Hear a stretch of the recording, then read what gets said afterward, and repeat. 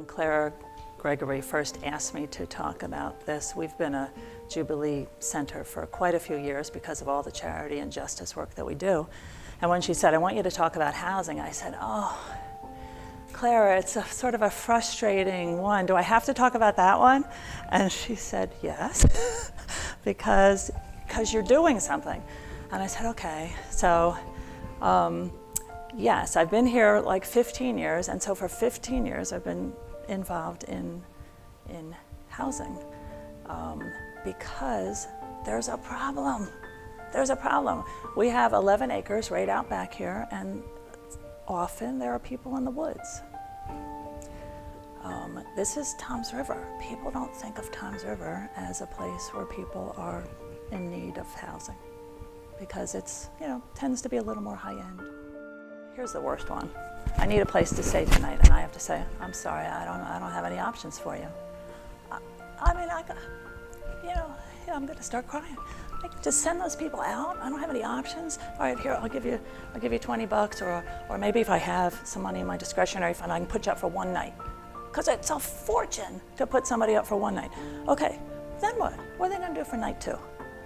All right, so to be able to, success is that doesn't come to me anymore, because there is an option that our society, our government, it's in place.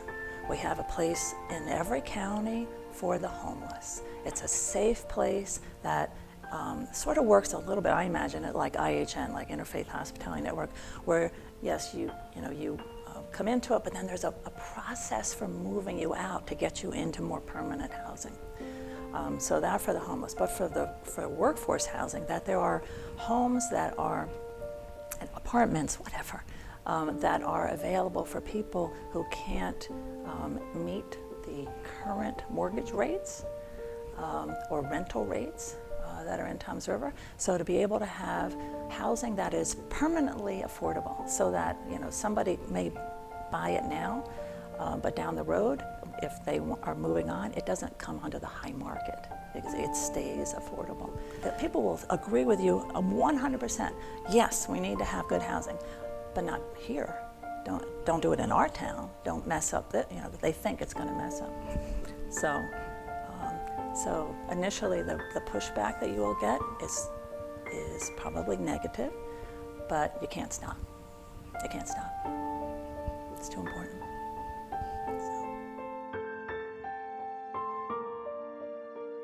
My wife died suddenly about 20 years ago, and leaving our 5 kids, me, in shock.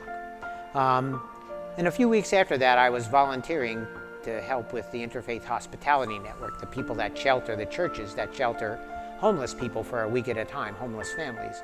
And Christ Episcopal does it. And I was in the Presbyterian church at that time. And I remember standing there, I was the evening host, and here's a person, a mother with 3 kids living in a church room. And yet she laid her hands on me because I was feeling bad and lifted me up. And I said, you know what, there's a person that's got so many struggles, but she took the time to minister to me.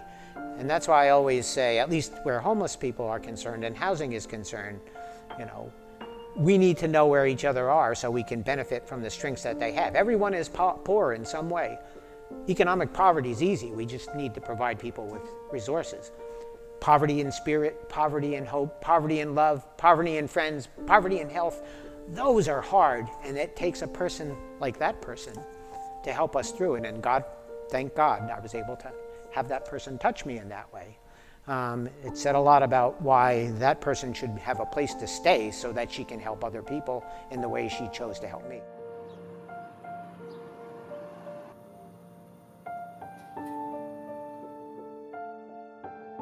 The people of Cristo Rey are very involved in transforming and protecting the dignity of every immigrant in this country, especially the young people.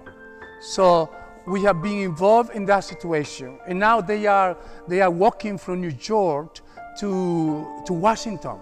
So the young people of Cristo Rey and me, we went there and walked 17 miles from Metuchen to Princeton.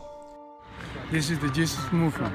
We Christians, we're supposed to be with the afflicted, with the poor, with the marginalized people. In the name of Jesus. Dreamer, DACA, right now, for all our children who were not born here, but they are citizens of this country like everybody else. No more discrimination, no more limbo, no more ignorance, no more denial.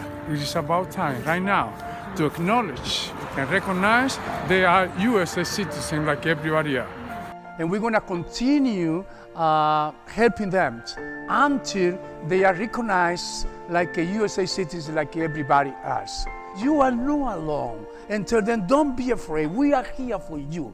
And we go with you. Wherever you go, we go with you. And that happened, for example, for me on a personal level, because in the past, we were organizing the janitors in Princeton, New Jersey. And the police come and arrest them. And I said, you need to arrest me too, because wherever you take them, you take me in the name of the Lord. And I was in prison. I was in prison.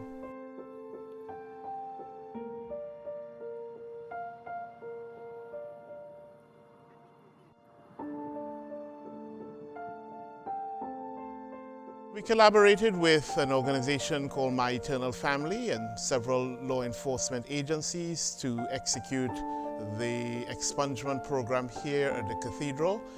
It worked very well. We anticipated that we would have about 50 to 60 people. Over 150 people showed up, so much so that we had to extend the program beyond one day. And what is fascinating about an expungement program is that it gives to people living in a community looking for reasons for hope, looking for job opportunities, trying to get back in the mix, an opportunity to believe that they are given a second chance.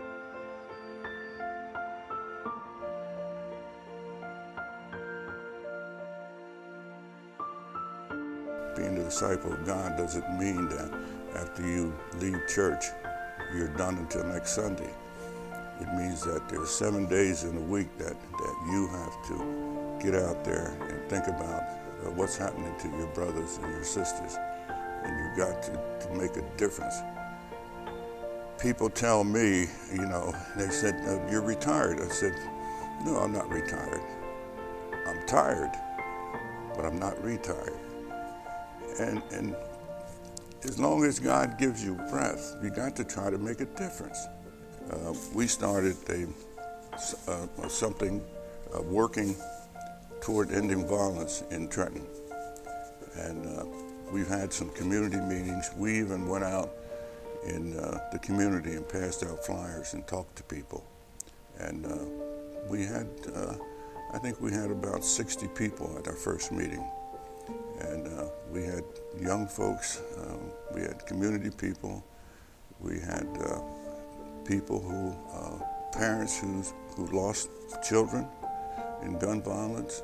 We read this every Sunday morning during our peace of the young men and women that have been shot and killed through gun violence.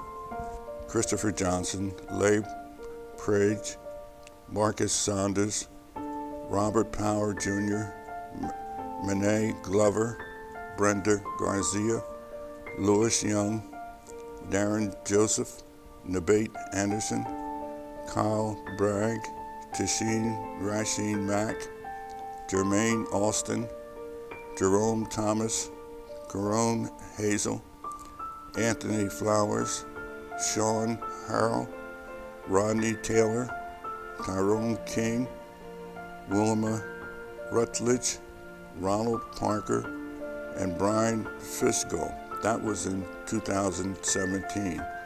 So far this year, Gladys Barrera, Michael Anthony Jr., Terrence McKinley, Gerald Perdomo Santana, Ivan Rodriguez.